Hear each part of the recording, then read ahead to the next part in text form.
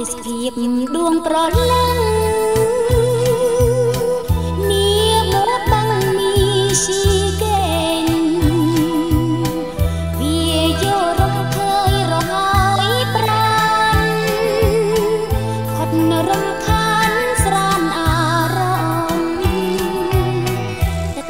រលកបោកឈូឆោ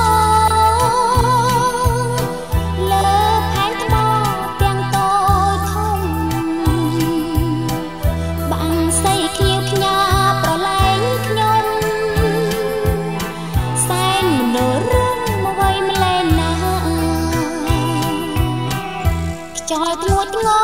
ពេលព្រះសូរទីព្រៃចោលរាស្មីលើចុងព្រឹកសាសូរសិនសត្រីដោយតន្ត្រីថ្នមអរ៉ាពេលខ្ញុំលាឃ្លាតទៅឆ្ងាយគុណមើលបឹងជាចុងក្រោយនាំចិត្ត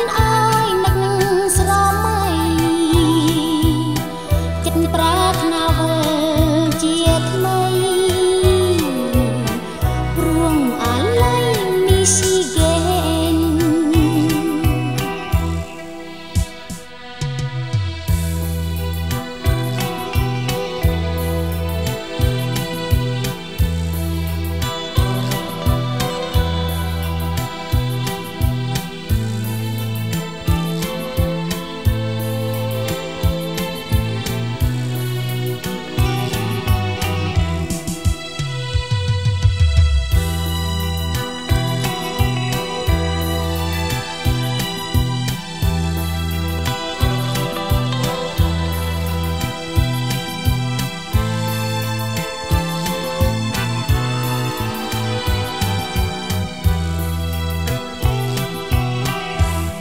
ធ្ងួចធ្ងរ